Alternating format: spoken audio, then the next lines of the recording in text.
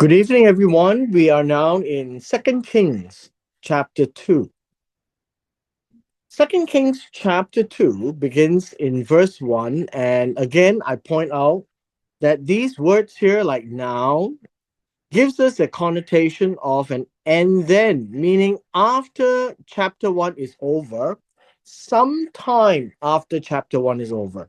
We are not told how long thereafter, but we do know that it follows sometime thereafter. Something did happen when Jehovah was about to bring Elijah up by a whirlwind to heaven, that Elijah left Gilgal with Elisha.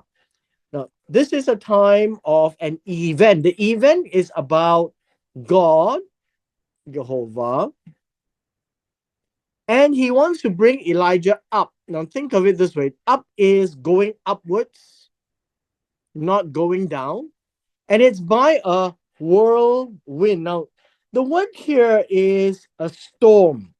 A hurricane, I think, would be a good way to represent in our modern day. It is a storm wind. And this will be reminiscent of the time when if you read um, the book of Job, when God spoke to Job from a whirlwind. So you always see a very peculiar representation that God is always depicted as in a mighty wind. And hence the word ruach is not just merely a breeze, but a greater wind of sorts. And he left Gilgal with Elisha. So I need to give everyone an idea. Think of it this way. For our purposes this evening, we have the map. So we have the Galilee, this is the river Jordan all the way down. And then we have the Dead Sea. And here we have a few places. One, we have Gilgal. So I'll just write here Gilgal. And then we have another place here called Jericho. Jericho.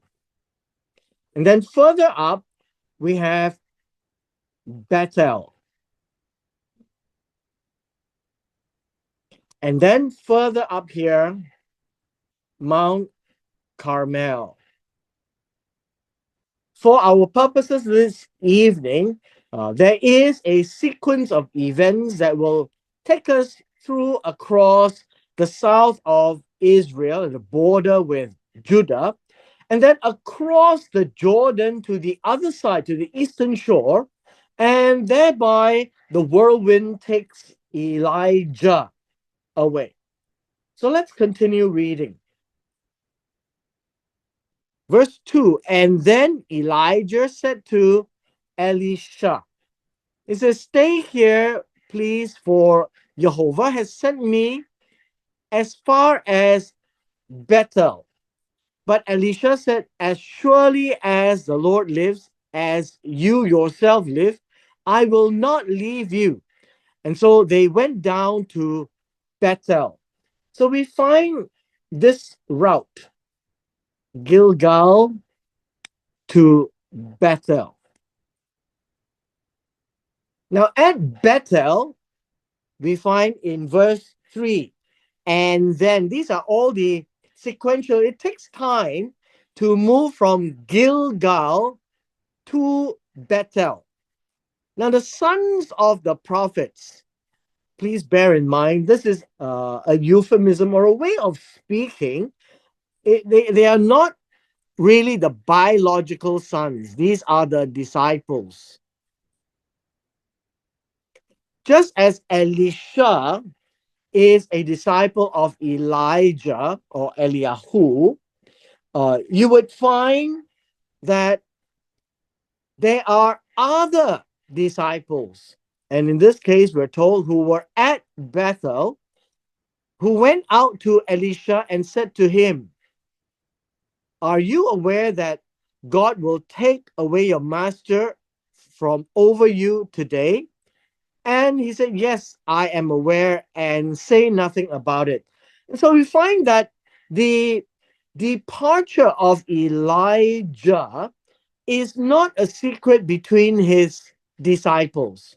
Now, a few things we need to bear in mind is that there were many more disciples of the prophets. There are more than just Elijah and Elisha as prophets. And so you find that the disciples of prophets eventually also become prophets themselves. And among the prophets themselves, they already know that Elijah will be leaving. Verse 4. Continue to bear in mind all these first words is a sequential. And then Elijah said to him, Elisha, he says, Elisha, please stay here, for the Lord has sent me to Jericho. And he said, as surely as the Lord lives, and as you live yourself, I will not leave you. Now, these statements is an oath. Elisha has an oath with Elijah that he will not leave Elijah. And so now from Bethel, they make their way down to Jericho. And so they came to Jericho. Jericho. Now in verse 5, we continue, and then the sons of the prophet who were at Jericho approached Elisha and said to him, now, they are sons of the prophets, both here in Bethel as well as in Jericho.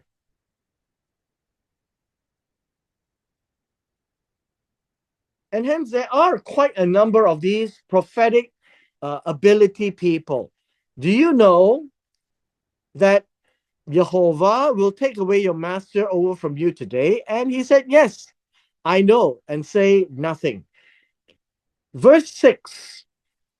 And then, again, all of these are sequential words. Elijah said to him, please stay here, for Jehovah has sent me to the Jordan. Now, this is an expression. To the Jordan means to the Jordan River. And this is Elijah speaking to Elisha. But he said, as surely as the Lord lives, as you live yourself, I, Elisha, will not leave you. And as such, the two of them went on. And so we need to remember that they went to the Jordan.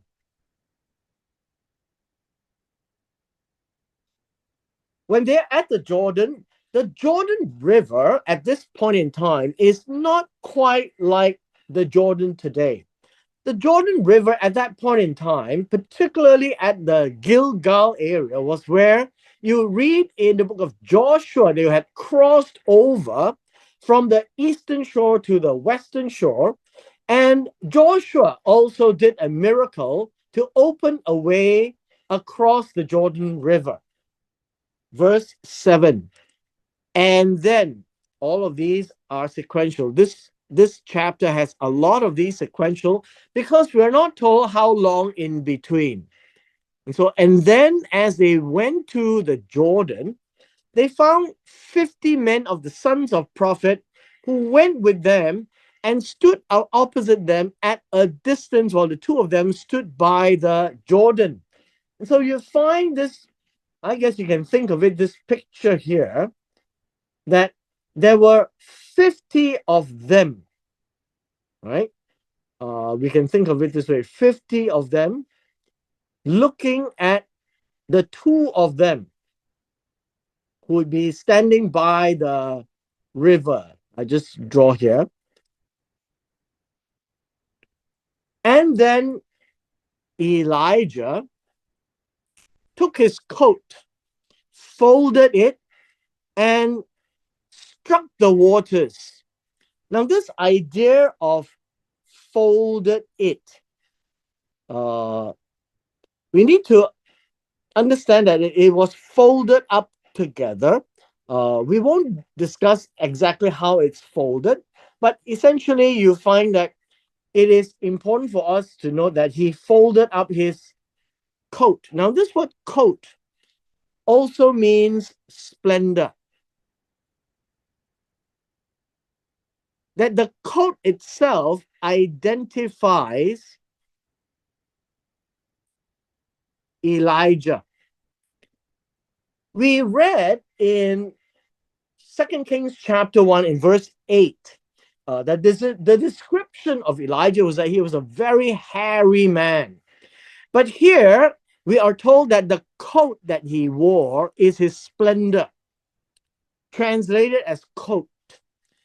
Folded it, struck the water, and then we saw that they were divided here and there, means the water was split into two. So that you can see that there is dry land in between. So what we do see now is that the story tells us that on this side of the Jordan, we have Elijah and Elisha, and that the two of them cross over on dry ground. And so he crossed over to the eastern shore, basically like that.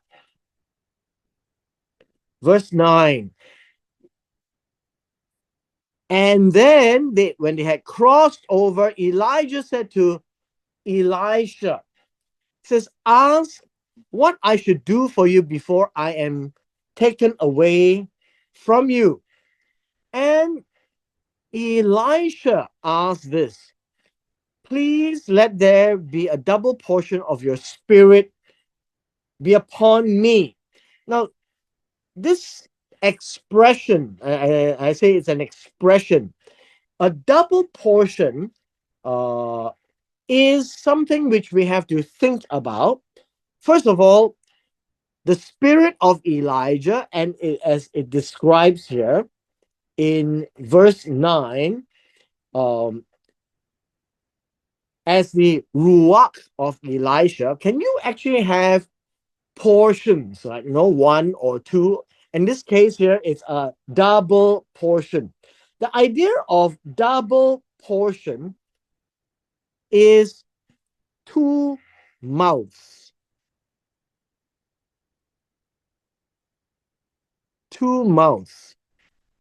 The idea of two mouths of your spirit be upon me is a picture that Elisha is asking for a double, how should you say, double authority, double the power, double the prophetic ability.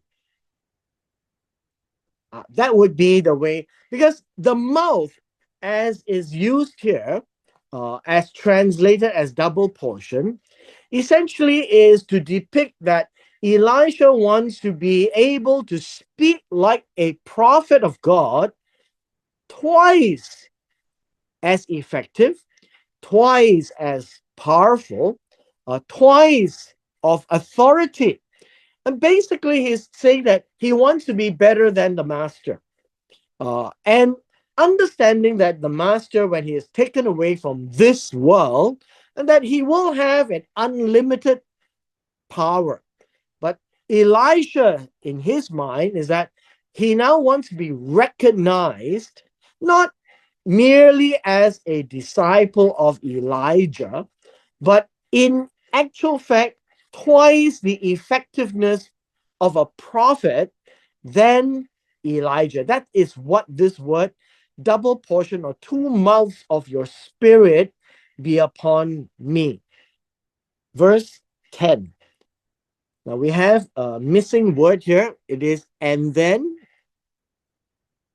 after Elisha said those words, and then Elijah then said this, You have asked something hard. You have asked something that is very difficult, right? This is difficult. You have asked something that is very severe. That is what this word means. Meaning, it is something that is very incredible.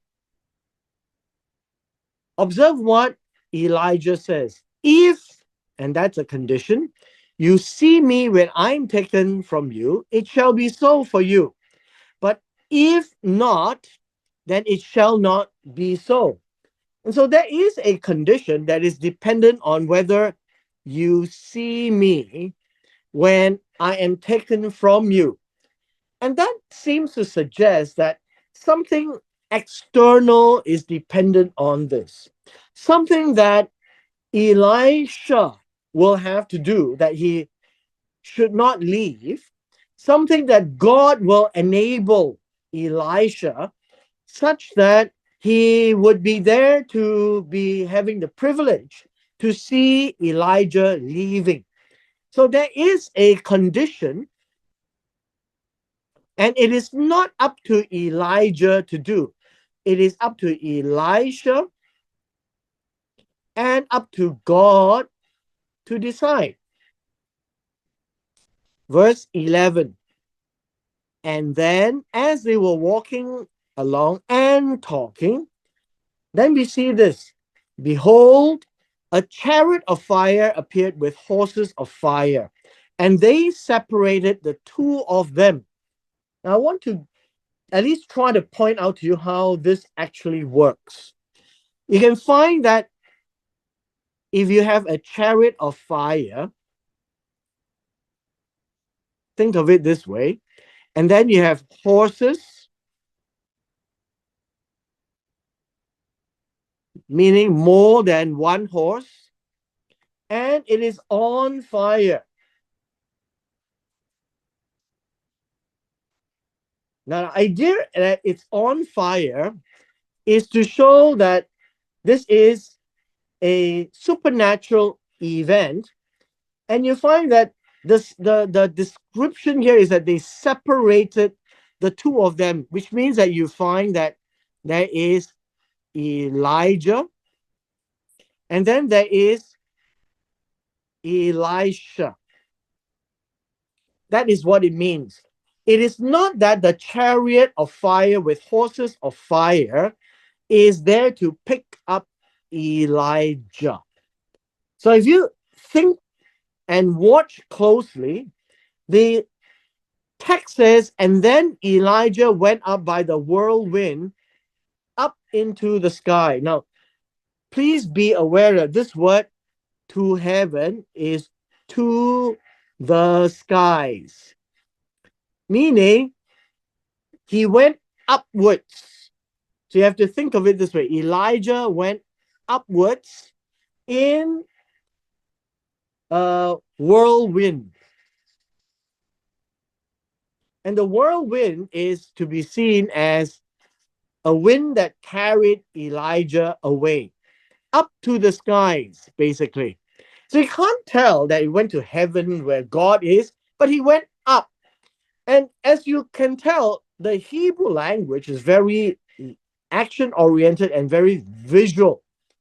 Then you find the expression, and Elijah was watching it and he was crying out, my father, the chariot of Israel and his horsemen. He's seeing this as a, I would say, a very important event, a supernatural event.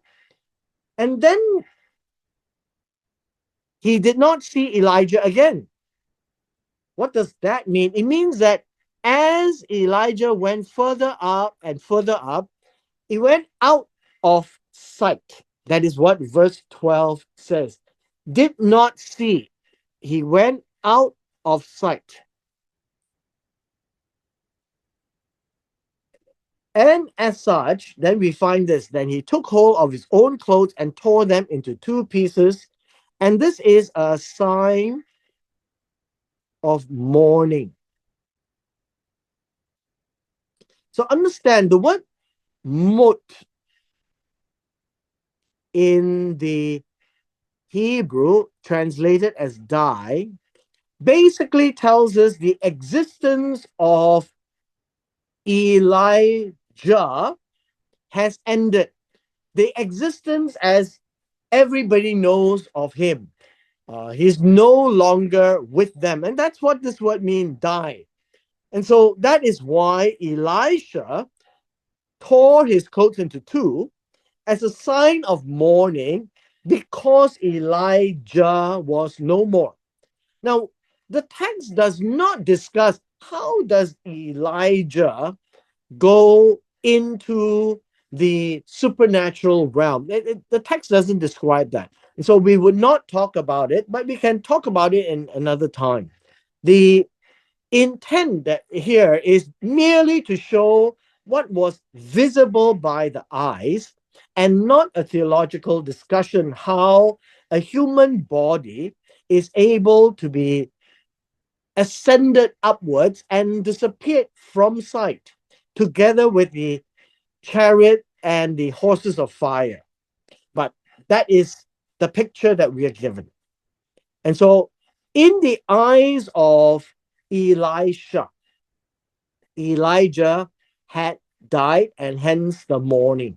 And remember, dying means the end of existence of this particular life as we see it. We are not talking about anything other than that when we talk about death. Verse 13. Again, I highlight that each of these verses starts with an and then.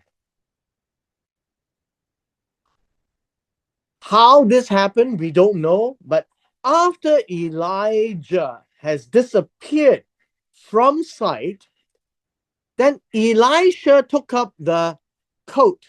Now, again, I want to point out to you this word coat, translated as coat. It is the splendor,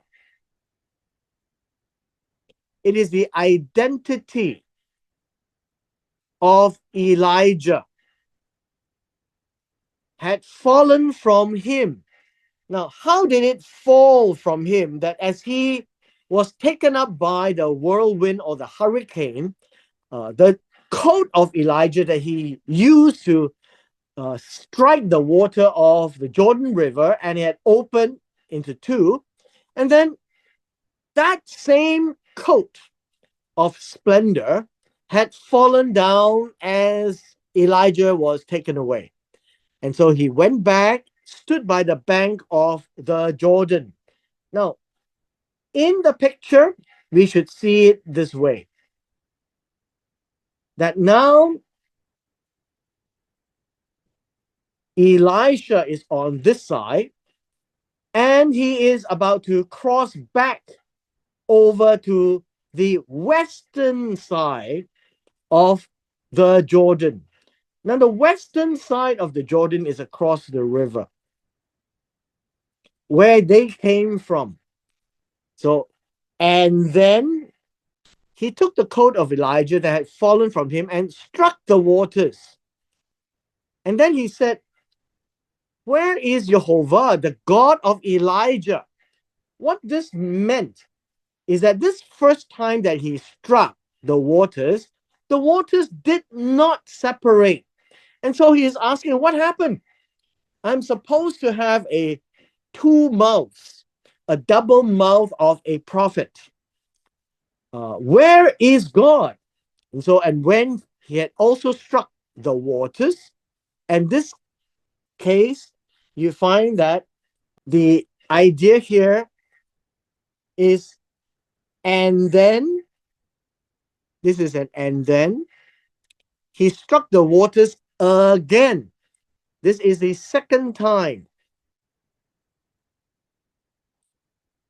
Lo and behold, they were divided here and there, and Elisha crossed over.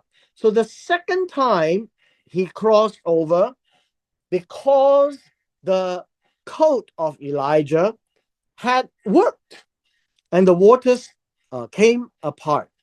Verse 15. Again, it says, and then. So, and then when the sons of the prophets who were at Jericho opposite him saw him, and they said, the spirit of Elijah has settled on Elisha.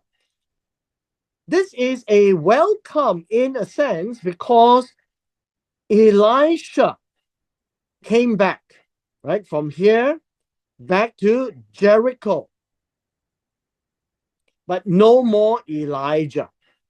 They came to meet with him and bow down to the ground before him.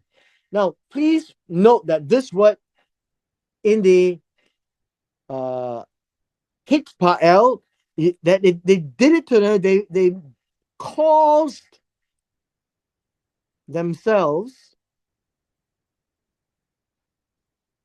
to bow. This is usually translated as worship, but this is a much better word to cause themselves to bow down to the ground before him. Why? Is because now they acknowledge that Elisha, amongst all the prophets, the sons of the prophets in Bethel, the sons of the prophets in Jericho, and we say 50 of them, there would be more than that, but they acknowledge that Elisha is now the replacement of Eliyahu.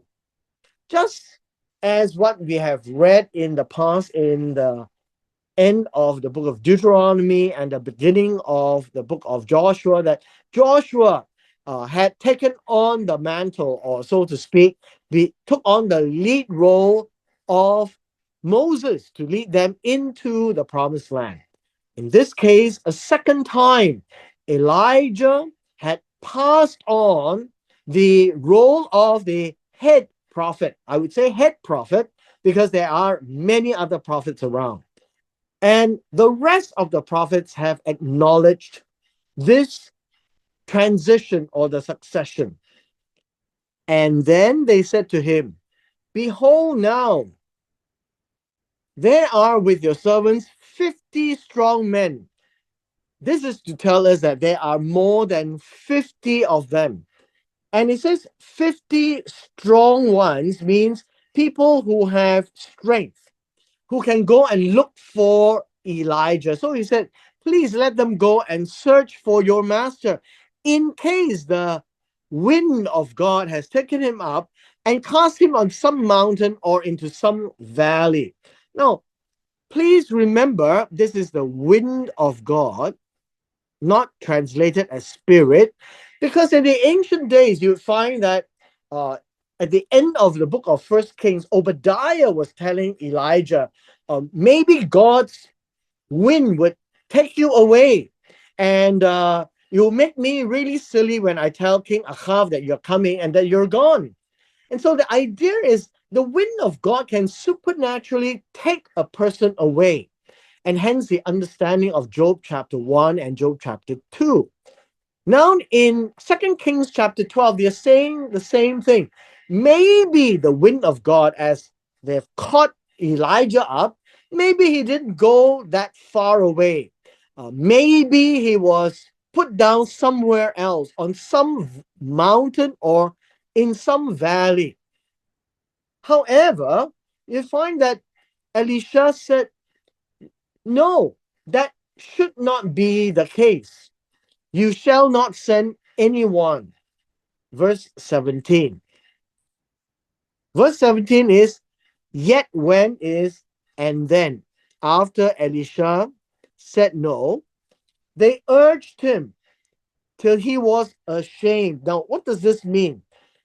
He was, how should we say, when somebody entreats you and plead with you to the point where saying no sounds very embarrassing. And that is what this means. So he said to them, okay, go ahead. And so they sent these 50 strong men. They searched for 3 days, but did not find him. Now, it is very interesting that in the Middle Eastern and the Hebrew context, 3 is the Eastern way of saying a short period of time, long enough to do something, but not too long. And so it's usually 2, 3 days. And so 3 days is a very standard way of saying things and doing things until the point where you would give up. And so 3 days and did not find Elisha. Verse 18. Verse 18, another and then. This is and then. After they have decided that they can't find Elijah, they return to Elisha while he was staying in Jericho, right here. And he said to them, I told you so. That is basically what this phrase means. I told you you would not be able to find him. That is why you did not find him. Verse 19, and then the men of the city said to Elisha, this is the city of Jericho. Behold, now the site of the city is very nice, as my Lord sees. Now, this word in verse 19, my Lord, is Adoni. I just want to highlight to you, Adoni is the expression for humans, and Adonai is an expression for God. It says, but the water is bad, and the land is unfruitful. Now, the word unfruitful and bad carries this word. The water is evil, and the land is childless. That is the Hebrew expression. When the water doesn't work for them, then things don't grow. Verse 20. And so Elisha says this, bring me a new jar and put salt in it. And so they brought it to him. Verse 21. And then he went out to the spring of water, which has bad water or evil water. He threw salt in it and said, this is what Jehovah says. This is very important because this is an ascription. Elijah ascribed the powers of the miracle to God. He says, this is what God has said. I have purified these waters. There shall not come from there death or unfruitfulness any longer. So 2 things have happened. The 2 things is this.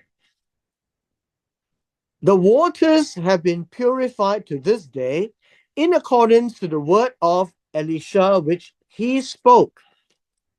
He used a new jar with salt. And when he came to the spring of water, he threw salt into it. If you think of it this way, the evil water became good. And it is through the use of salt, which is a total opposite of how you would purify anything. And so this has to be a demonstration of the power of God that is beyond comprehension, beyond logic, that as it was done, it cured the water and the land is now back to normal again. We come to our last part. In verse 23, again, this is and then.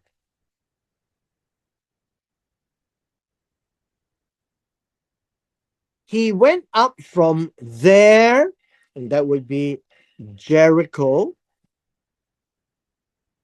to Bethel. So you need to think with me. He's now here in Jericho and he's going up. He went up there to Bethel. Jericho is a low-lying city. Bethel is in the mountains of Samaria. And so you find that it is always a going up to Bethel and going down to Jericho because of the low altitude of the place. And as he was going up by the road, some young boys came out of the city of Jericho and ridiculed him to say. Now, this word ridicule in verse 23 uh, is to mock or scoff at him. So let me just put this word down. Ridicule means to mock and to scoff. And they said this: go up, you bald head. Go up, you bald head. Now, in the English, it tends to be a very trivial affair, but in the Hebrew, it gives us a slightly different idea. So, this idea of go up is to tell him to be like Elijah. Go up, that you can be like him.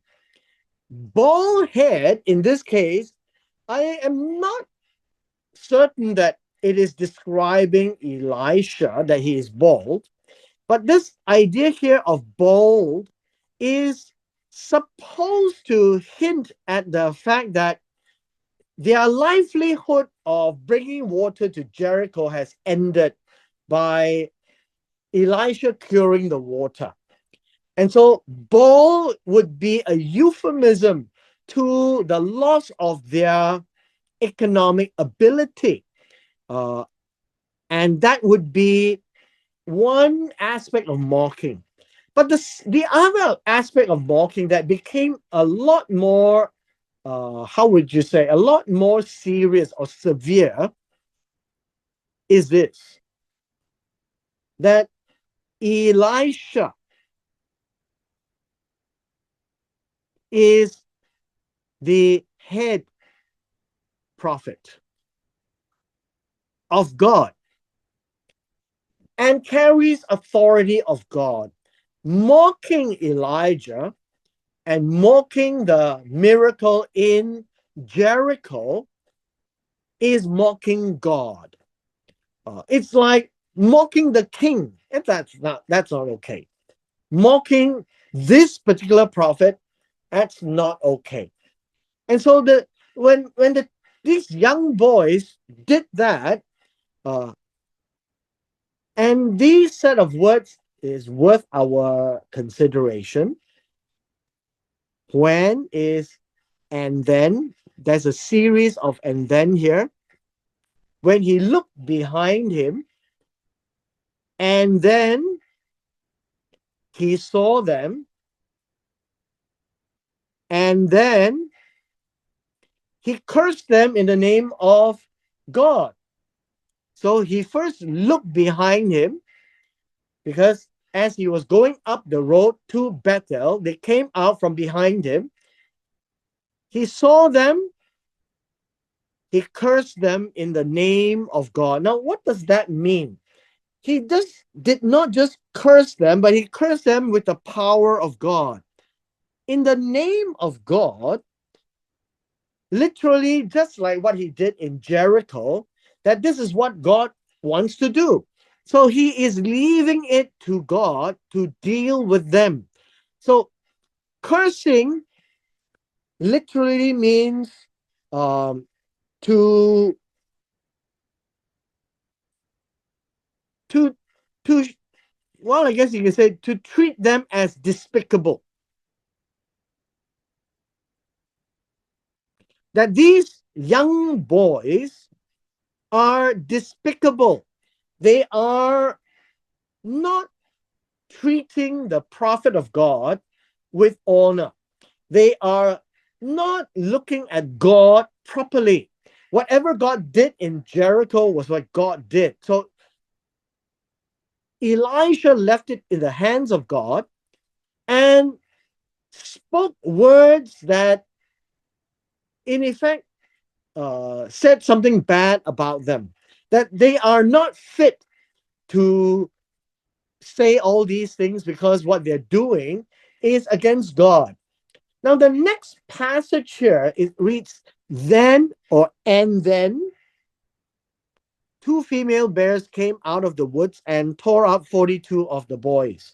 This is a miracle. Now, according to Jewish commentators, there were no bears in that area. And when two bears came out, it is God who sent the bears to deal with the boys. So it has to be seen as something really severe. A mocking of Elisha is a mocking of God. No respect for Elisha is no respect for God. Just as Elisha is a prophet of God, as a king is anointed of God. Verse 25. He then went on from there to Mount Carmel, and from there he returned to Samaria. So we can think of it this way. Samaria would be down here. So his journey would bring him up to Mount Carmel, and from there back to Samaria. So this is that kind of a journey in chapter 2. We are reading narratives. And so please bear in mind, narratives is just a historical record. We should not read into the passage.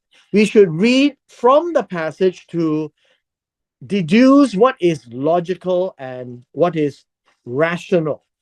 And with this, we come to the end of chapter 2.